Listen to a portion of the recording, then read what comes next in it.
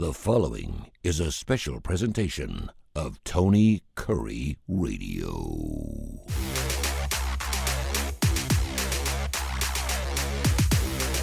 Welcome back to another edition of K4Wins. K, the number 4 wins. Go to K4Wins.com. Free site. Get all of our plays up there. Also become a subscriber. K4Wins.com is fantastic. We've changed things around. I know Kai's been working on that website, and it's getting bigger and better by the minute. So make sure you check out K4Wins.com. He is Kai Gregory up in the upper left-hand corner. Of course, a guy who's been on both sides of the gambling world for many, many years, knows exactly what he's doing. We talk about handicapping down the bottom third. We're talking about Kip Keefer, Executive Director of the Birmingham Racecourse and Casino. Big horse guy. We got the Derby coming up. I'm looking forward to it. K4 Wins. We do it all, man. We had a soccer bet last night. I cannot wait to hear some of your great plays in the Triple Crown. And I know the Case, your son, who's out in Las Vegas, chief editor of the Las Vegas Sun, he's all over horse racing as well. So I cannot wait to get the bottom half in the horse racing. I lived in Louisville for 3.5 years. I'm from Cincinnati, so I'm into the thoroughbreds as well. So super excited about that coming up as well. You guys doing okay? All good. All right, fantastic. Before we get into basketball at a monster weekend in the SEC, Kip, you had a great stat about College Game Day going to teams 1 versus number 2. What was that stat you had on? This is the first time. I don't know exactly when they started Game Day for basketball, but it was somewhere in the early 2000s, maybe 2005 or so. This is only the second time ever they've had a number 1 versus number 2 matchup for College Game Day. The first one has a commonality to this one. It was in 2008. It was a confrontation between Memphis, number 1 at the time, and Tennessee, coached by Bruce Pearl. Mm-hmm. So it's the first time since 2008. That is a hell of a long time. That's 17 years ago. So this is a very unusual, just to have a 1 versus 2 matchup during the regular season is unusual enough. So this thing is, and another just in-state game also. Yeah. Conference in state. I mean, all the this is really unprecedented territory for sure. For some reason, I remember I've heard so many great stats and great trivia questions about Bruce Pearl, but wasn't it Bruce Pearl who knocked off Alabama in the big dance when he's at UW Milwaukee? Oh, definitely. Yeah, because I remember that game. I remember Alabama being a big favorite. That put him on the map. They were like, who the hell is this Bruce Pearl guy at UW Milwaukee? And I remember them knocking off Alabama. So this guy's been part of everything. Case, before we move on, we had an interesting email here. It does seem through March Madness that whoever's got the great hot point guard usually goes the furthest. Would you not agree? It seems like one guy really gets hot, and obviously the point guard's touching the basketball every time they go down the court. If you've got that play, all the guys always say, listen, you got great point guard play. You have a shot to go deep, correct? I mean, it's certainly important. I think sometimes that we add a little too much importance to it. You want a great point guard, of course, but I feel like it's kind of confirmation bias with some of the teams. We say, oh, they had a great point guard. They won. I think college basketball has always been ruled by the big men. And think about the teams that have won recently. I mean, UConn had Careman, Adama Sanogo, now, of course, I'm blanking on winners before that. I shouldn't, but I'm just telling you, line-wise and stuff, having a dominant big man is going to move a line a lot more than a great point guard. As important as a point guard is, I would put a point guard number 2. And the great thing is, if you really believe that, if you believe you can pinpoint the point guard that can take their team every way, and you think the market is undervaluing them, you can ride them all the way and bet them. So I don't mean to minimize it. I just think college basketball is big men led. It's always been big men led, and that's where you're going to see the biggest effect in the betting market. Info Tony Kurre Radio, info TonyKurreRadio.net. This is where this email question is coming from. Bob in Knoxville wants to know what is the biggest line mover in Vegas? Is it when a point guard goes out? Is it when a starting pitcher goes out? Or when a quarterback is gone for an NFL team? We were talking about home court and home field advantages on the starting lineup yesterday. And obviously that bodes really, really well for the SEC right now. I think the SEC, when it comes to home court advantage, is probably more so than any other league right now or any other conference. It's just really, really hard. That's why you see games like Alabama favored only by 5 against Texas on the road, and they end up winning by double digits. But what would you say is the biggest line mover in any of the sports? Yeah, if we're trying to just make it as basic as we can, obviously it's all depends on the situation. It depends on who's coming in after. That's the biggest thing that I think people don't factor when they make these generalizations is it really depends on who's the backup. But if we're just boiling it down to average, biggest line move, I think without a doubt, number one on average, it's pitchers. I mean, a pitcher can have like it can be such a huge difference when you haven't go from like an ace to a guy that gets thrown in at the last minute. So I think that's number one, and quarterback certainly number two.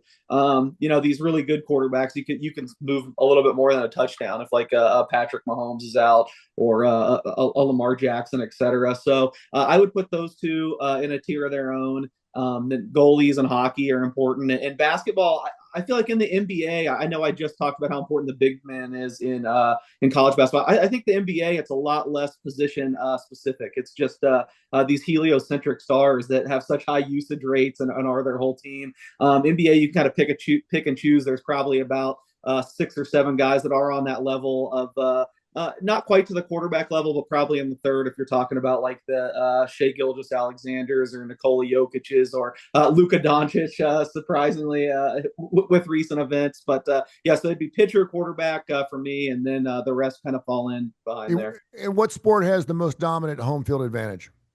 College basketball. College easily. basketball. Yeah. And hockey, does the hockey play into that as well? Hockey, a little bit. Hockey, it's I feel like just with 82 games and a college basketball, like everyone's schedule is pretty uniform. I mean, you might have like a 1 or 2 rest day difference, but hockey, it's just so much about how many miles are you traveling? Are you going on a back-to-back? There's just a lot more situational that comes into it. But college basketball is certainly the biggest. Although I do think the college basketball home court edge across the whole sport is down a little kind of significantly this year. I know it sounds weird when you were just talking up the SEC's home court, and I agree. Home court has been huge in the SEC this year. It's kind of what we saw in the Big Ten the last couple of years was the league where it seemed like the home team won every single game. Now, especially early in the year, was the SEC. But some of these other conferences, you're seeing away teams like crush it from an against the spread perspective. So, market gets more efficient over time, and I do feel like home court is being added in pretty good. But college basketball, for many years, you ask any statistician, they'd say it has the best home field advantage, even better than college football, which I think some people would say. Kip, you've been all over the SEC too when it comes to college hoops this year, and you always talk about people always talk about diluting the main season. That's why Major League Baseball season is too long. Does the regular season mean still so much? This year, I can never remember. Maybe it's because the SEC is so hot. There are so many great basketball games every stinking weekend. Maybe it's because we just got off of college football, and there's usually a couple of weekends in college football where there's not even a top 25 matchup. Now it seems like there's 10 or 15 every single Saturday. When you're talking about perhaps adding 8 to 10 teams for next season, and I was talking to Mark Ingram, the UAB athletic director, yesterday. He sees no reason why they will not double the field from 68 to 142, whatever 68 times 2 is, by 2027. And only because right now, roughly like 18% of the league is getting in college football, more than half of the teams are getting to go in a bowl. And now certainly with a 12-team playoff, more teams are getting a chance to play for a national championship. But will that do anything it just seems like it's almost too good to be true for me right now, because do these games mean as much? Because it seems like Duke and North Carolina was always such a special game, and now there's special games every night. Yeah, the basketball regular season is it's such a different animal, especially what we just experienced with football, where in basketball you just load your schedule up. If you're really a serious contender, you load your schedule up with serious contenders to start the year. If you look at some of the schedules that Kansas and Duke and Kentucky play, it's just absurd. So it's no big deal if you take some lumps along the way and you have 7 or 8 or 10 losses. But I think you develop in this kind of hostile environment. Case mentioned the Big Ten, which has been a good example in recent years of being kind of a rugged undertaking to get through that schedule. The SEC is doing that this year big time, because when your league is 10 or 12 teams deep to start with, and even the bottom 4 are still tests on the road. I mean, there's no breather really in the entire league. I mean, it would be an interesting discussion to talk about. I guess LSU's the worst team in the league.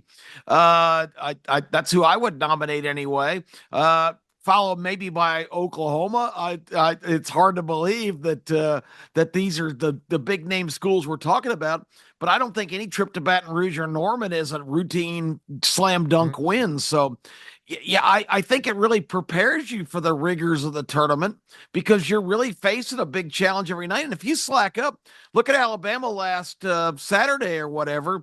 They were up. They had a 3-pointer to go up 22 with 7 minutes left and missed it. Next thing you know, Arkansas is back to only down 3, and it went right down to the wire. So I think this kind of situation, although it has nothing to do really with postseason your rankings or where you're placed. I mean, you're still getting into the big dance, and that's the goal. But I think this is a great preparatory situation for these teams to go through the rigors of this kind of schedule. I will agree with you, and I'll say this. And you mentioned it being 22 and then almost, only up by 3. Thank God for the shot clock. I can remember those days back in the 70s and 80s where they played throwdown ball, be 19-17, with a minute left in the basketball game. I remember seeing UC pull that off a couple times against my Xavier Musketeers. They'd win that way. Wimp Sanderson used to be was known for cream puffs, man. He would load up the beginning of the season. Every year, Alabama was 11-0. I mean, they would play the worst teams in the world because he's like, I wanted to find out what my team was all about. I wanted to generate that chemistry before we got into conference play. Obviously, you're not seeing that now. You're having coaches versus cancer, these Malibu things. You're having all these wonderful, wonderful tournaments. I love it. I mean, right out of the box, you're doing that. But Kyle, I'll ask you, if in fact we do double the field, I think it's going to happen within a couple of years. Are you going to see more teams add more cream puffs so they can go ahead and bolster the record? Because I think like a 31-2 Manhattan who didn't get in a couple of years ago will definitely get into the double the field, because I think a team like that is deserving to get in if you want to lose 4 games in your entire season. Or do you think they're just going to continue to load up? Because what people don't realize is Coleman Coliseum is packed. And you just brought it up, Kip. Tickets were $750 for the game against Auburn this weekend. I can't remember. And believe me, a cheap seat at Coleman, it sucks. I mean, not only is it high, that arena, if you can see my hands, it's built like this. It's built out. So if you've got a high seat, like in the corner or something, I mean, I remember Case and Clayton and I went to when Simmons was going to be the next great superstar. How did that work out from LSU? We went to see Simmons against Alabama when Case was in town one time. Our seats absolutely sucked at that game. Alabama is such a big time program. I'm glad you gave me this opportunity to make this quick rant.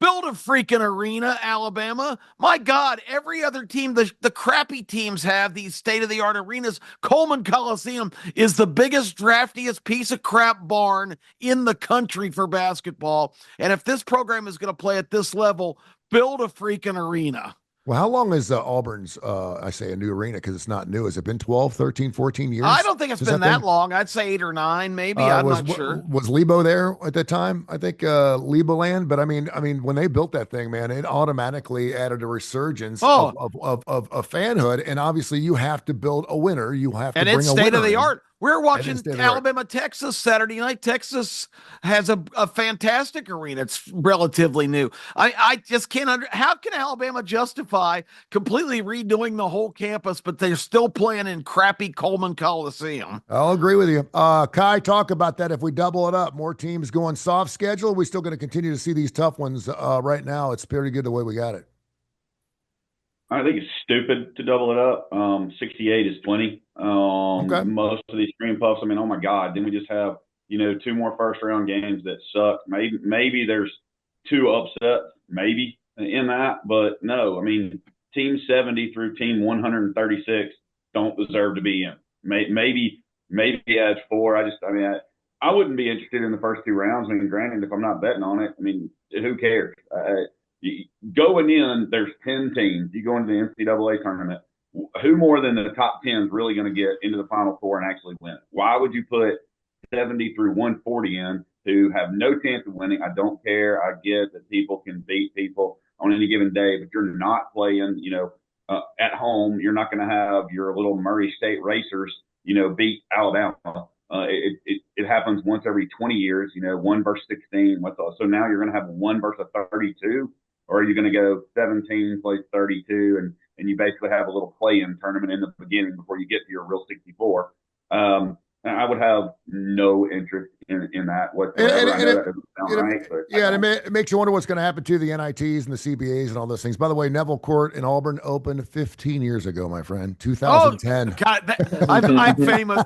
I'm famous for that. If it seems like it's a long time ago, just double it, my friend. In conversations, I always say, just a couple of years ago, they said, that was 2004. I remember doing a morning show, the opening drive with Alan Jay at the opening of that thing in 2010, and just how wonderful it was. And one of the beautiful things about it, it really took care of the student section. The student section had its own commissary, had its own areas to get its own food and everything else. Yep. And it all starts with the student sections. If you have 1,000 students at every one of your football or basketball games, you got yourself something pretty special. Kai, before we get around and get some plays, and obviously college hoops, we'll do it much like we did with college football and NFL. You've got some interesting futures bets, and I'd love to get Case's thoughts on these as well. In the SEC, one interesting enough with the Florida Gators. What do you got? What'd you find? Found them at 20-1 to win the SEC. Now, then that's regular season, doesn't include the tournament. But you've got a team that's 8-3 right now, with probably the easiest schedule of the top, 6 teams. Because when that SEC tournament comes in, those top 4, top 8 seeds really matter, especially the top 4 getting that double bye. And as we're talking about that, you get Florida, like I said, they're in third place right now in the SEC, but they have the tiebreaker over Auburn, which would be interesting if they get there. Because if you talk about the schedules that are left for these teams, Florida has South Carolina, Oklahoma, at LSU, at Georgia, Texas A&M, at Alabama, Ole Miss. They're going to be favored in all those but one, probably, against Alabama.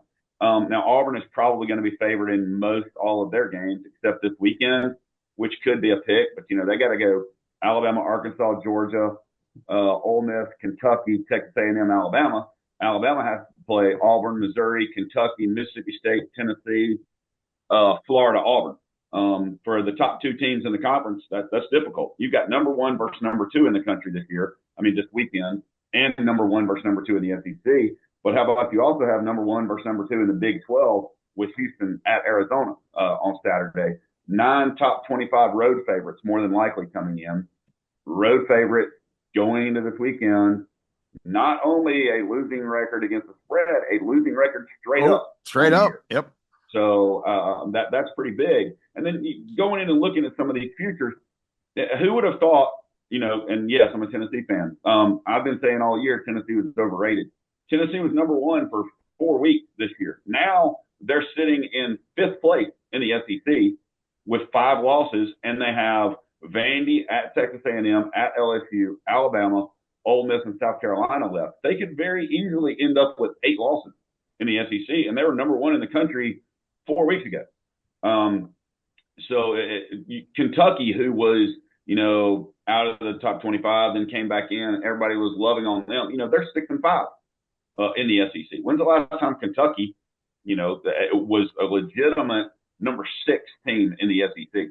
And their schedule is not great going into this weekend, but they're at Texas, Vandy, at Alabama, at Oklahoma, Auburn, LSU, Missouri. How many of those games are they going to be a dog in? How many of those games can they legitimately lose? And then you've got a Missouri team who is 7-4 that can legitimately probably win and end up in the top 4. It's going to come down to, I think, Missouri, Ole Miss, Texas A&M for that 4 seed in the SEC tournament in a double bye. K4Wins.com, K4Wins.com, free site. You can get on there and subscribe to it. Check it out. It's fantastic. We do a show every single week. We're expanding. We're going to be on some terrestrial radio stations, including some down in Fort Myers coming up in the next couple of weeks. By the way, Joe Lenardi right now has got the SEC 14 teams in, Big Tens right behind them with 10. Case, I wanted to ask you something relatively new if you're just coming to sport. Quad 1 and Quad 2 losses and wins. That seems to be the real parameter right now that everyone's using, or whether you should be getting into the big dance or not. Do you like it? And when you're talking about handicapping, so much easier when you're talking about college football and pro football, because you got a game once a week. And obviously you're talking about 12 to 14 games. Now all of a sudden you got 350 teams playing every Saturday. It's got to be really difficult. What do you like to handicap more? Out of college basketball or college football? Yeah. I'd have to say results-wise, college basketball. I feel like the market's a little bit more vulnerable. I'm still probably a little bit bigger football fan, and this past football season was unbelievable. But I think you go like the last 5 years, I've had a little more success basketball wise. So probably that. As far as like the quads, I don't that's all for someone else to figure out. To me, I am so singularly focused on betting these games and putting the right numbers on them that, you know, things like to get to the tournament and stuff, bracketology, just not really my expertise. I can give you a pretty good feeling on what the numbers should be on all the games, and you know, who's overachieved, who's underachieved, who I'm looking to buy and sell on. But yeah, I'm not great from the bracketology perspective. We're recording this show here on Valentine's Day, so a day before that big number 1 versus number 2 matchup. What is that line on that Alabama Auburn game tomorrow? And give us some other interesting matchups you see on that full slate of Saturday games that really piques your interest. Yeah, for sure. So I made it. I did some work ahead of the show today. I did about. I usually line about 40 to 50 games on Saturday. So I did the first 20 last night at the SEC, Big 10, and Big 12. I was pretty sure what I was going to make this game all week, but I went through the whole math process too, just to make sure it's right. And I came out exactly what I thought. Alabama -1.5. It's a big enough game that we're seeing it posted at some sports books already. And of course, it's Alabama -1.5. I just think it's probably the right number. You can't convince me that Alabama is the better team, but like we said, big home court advantage, in college basketball. You got to adjust for that. So you make them a. So if this is at Auburn, they're 4 or 5. Yeah, definitely. Okay. Yeah, I would say, probably 4.5 for me. I am a little higher on Auburn in the way these home teams are taking money.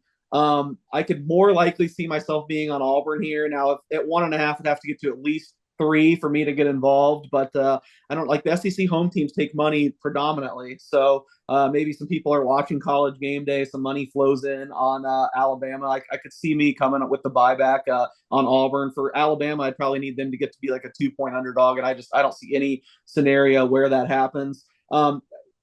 It was interesting. Kai brought up the futures, which I haven't looked at in a long time, that they're not up anywhere this late in the season in Las Vegas, but I do see a big national sports book does have them up for all the conferences, including the SEC. Right now, they have Auburn -240, Alabama +220, Florida 12-1. Everyone else 60-1 or higher. Wow. This wasn't my own numbers, but I just crunched really quickly when Kai was doing it what some like publicly available numbers would have out right now. And I came out to Florida at like 14-1. So at 20-1, which Kai said he found, I think that's a fine bet and something worth taking a flyer on. I'm riding Auburn from early in the year. I think in the non-conference, I gave out +350 on the starting lineup, and I bet it myself. So I'm hoping they get it done. And I think there could be an opportunity here where if Alabama does win this home game, the odds are there's going to be about pick 'em between these two teams. And I would take Auburn in that scenario. You know, really quickly looking over the schedule, as Kai talked about, I have Alabama by multiple sources here that I trust analytic wise, the toughest schedule in the nation remaining. So even if they get this big, great win against Auburn, Auburn's more, and it's still really tough. Auburn's got one of the tougher SEC schedules left. I have Florida as the weakest SEC schedule left, as Kai alluded to. But you know, maybe if Alabama wins this game, you look to get in on Auburn. I'm guessing it'd be about a pick 'em. I still am not 100% sure. I'm ever so slightly leaning Auburn despite being on the road this weekend. The other game that really stands out to me and ties along with these futures and things, we've got the number 1 team in the Big 12 going to the number 2 team in the Big 12, just like the SEC with Houston at Arizona. A little bit different situation because Houston is a 1.5-point favorite. It looks like open to me. I actually made this game Houston 3.5, so it's not posted in Vegas yet. But if it's still Houston -1.5, I'll probably bet that later today if we get that in Vegas. But that's another interesting one. Kind of the same situation. Houston -280 to win the Big 12 right now.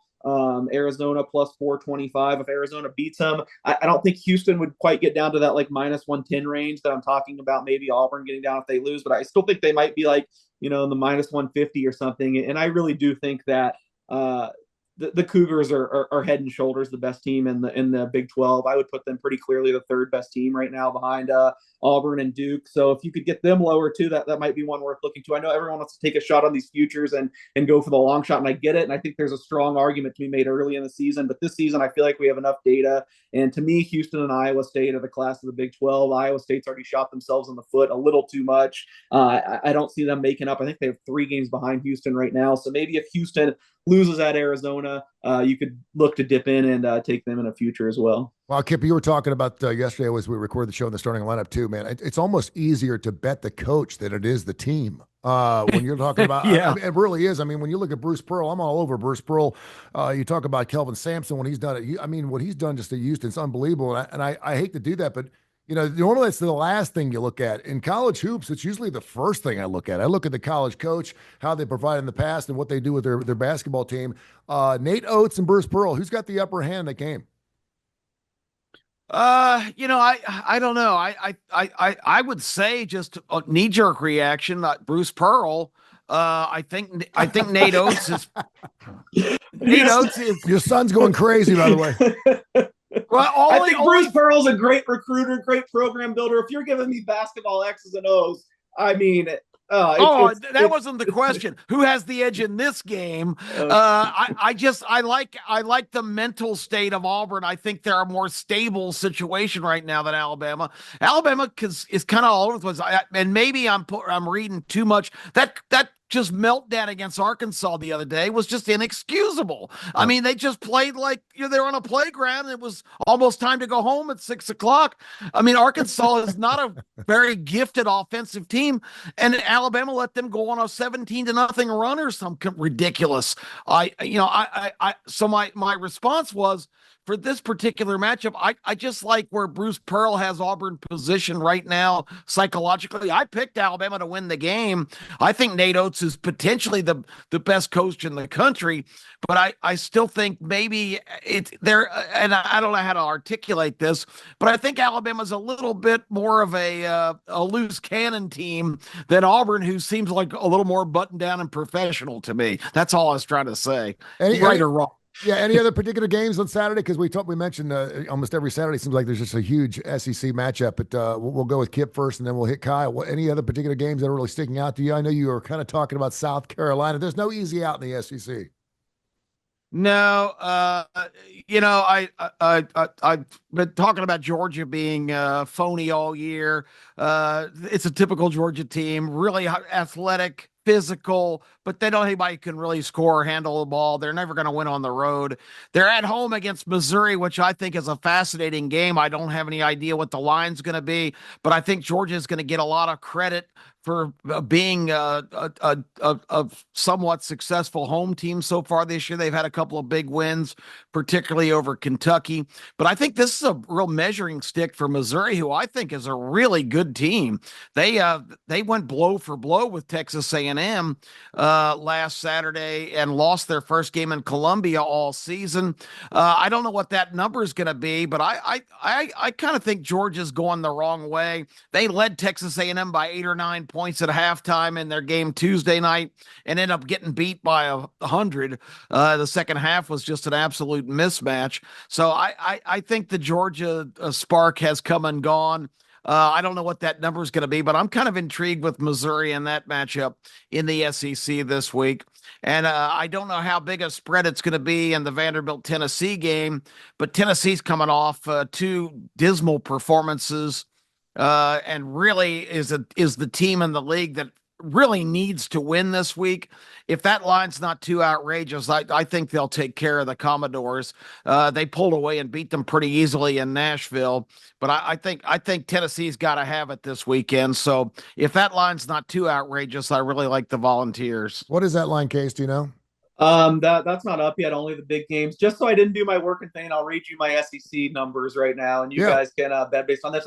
And by the way, I'm just a huge Nate Oates homer. I think the world of him. Oh, I think Nate Oates is awesome. I'm not invalidating Kip's points at all. I just I was very happy when he didn't have. I was very happy when he didn't immediately say Bruce Pearl, like I thought a lot of people as he was thinking about it. But I mean, Nate Oates' philosophy to me is what I would want out of coach. Get the best players you can and build around them. You do root for Bruce Pearl. Nick Saban argument, though. You just took my Nick Saban argument that I've made for the last 15 years when everybody said he's the greatest coach in college football. And I said, no, he's the greatest recruiter in college football. If he was the greatest coach in college football with the group he always had, where until the last year of his career, he had the absolute best roster on the field every single game.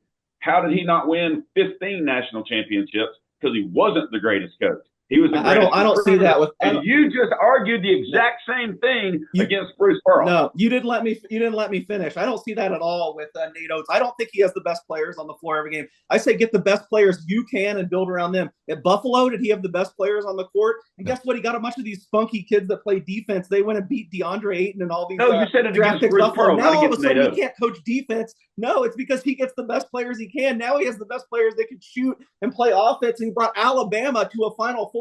When I was growing up, if you told me down there Alabama was going to go to a Final Four, people would laugh at you. Yeah. I feel he's done it every possible way, and their shooting metrics are incredible. He has them take high-level shots. Yeah, they are kind of spazzy this year. They can let big leads get away, but I really think that's a testament to he's done it in all different ways. Stylistically, you look at his career, there's different teams every year. One year, 2021, they were the number 3 team in the nation in defensive efficiency because they didn't have the shooters they had now. I think the world of Nate Oates, and you're not going to No. I said you argued it against Bruce Pearl. Yeah. You said he was a great recruiter. I'm not disagreeing. I don't think Nate Oates coaches defense really well. Don't get me wrong. And I did not say Bruce Pearl was a better coach. Cuckoo did. So that's just completely different. Now, but I'm just saying you can go back from that. But before you give your numbers, let's think about this. You got 9 games, top 25 on the road this weekend.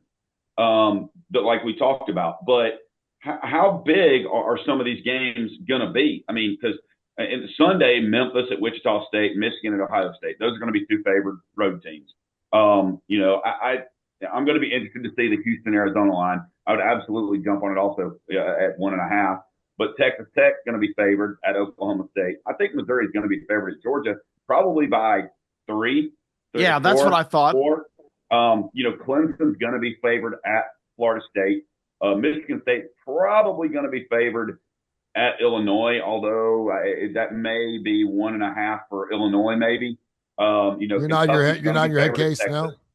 If Illinois is minus 1.5, I'll make the biggest bet of the year on Illinois. Okay. I have Illinois 5.5 in that game, but okay. I agree with everyone else. Kai said. Okay. And then Kansas, Utah. Kansas is going to be favored. What other lines do you have, Case? Okay, yeah, sorry. I just and this isn't an Alabama thing. I'm not an Alabama guy. Having betting both men, I will tell you this: a lot more people root for Bruce than they do with Nate because Nate comes across as an asshole, and Bruce's charisma just oozes out of him, whether he's got a shirt on or not. Go ahead and give me some more numbers. So I got Texas A&M minus 8.5 hosting Arkansas. Tennessee, I have a 12-point favorite hosting Vanderbilt. We're right on line with this one. I have Georgia, a 2.5-point dog against Missouri. Alabama, 1.5, we already talked about.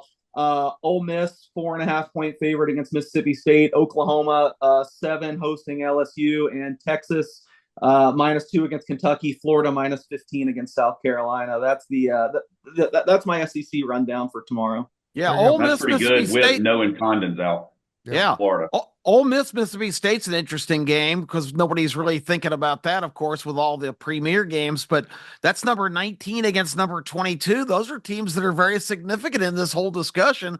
They played in Starkville, of course, earlier this year.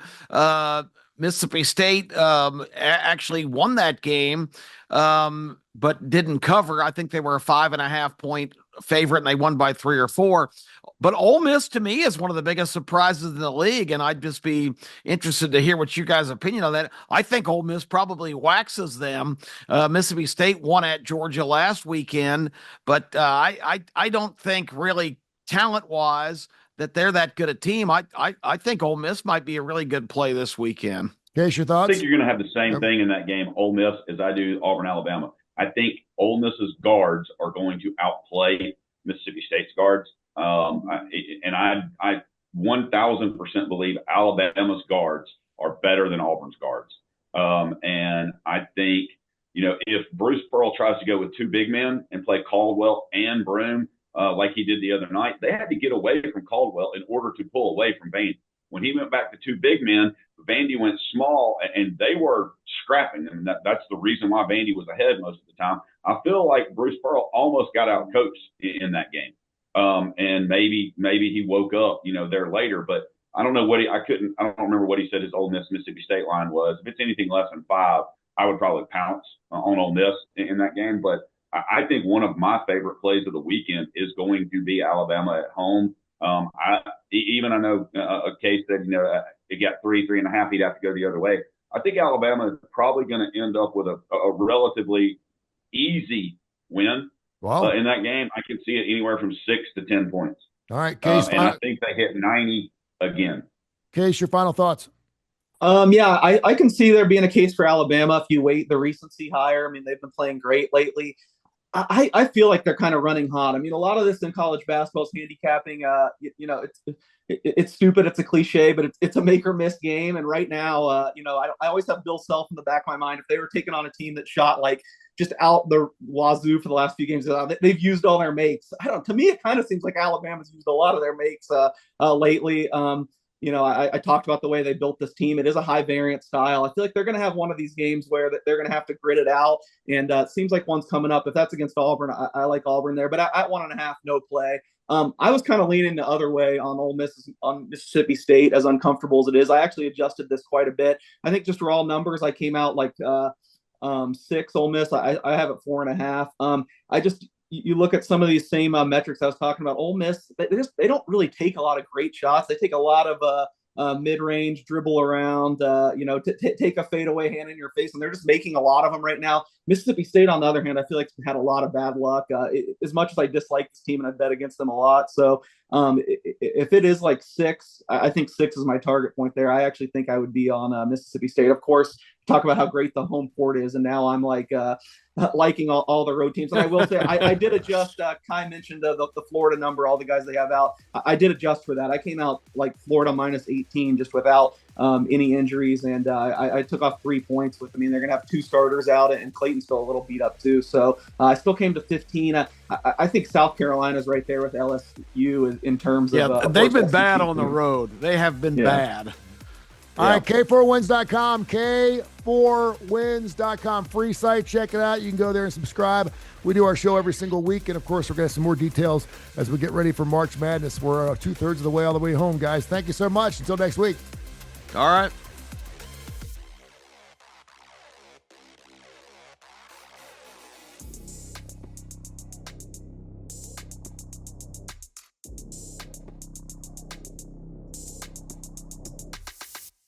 This has been a special presentation of Tony Kurre Radio.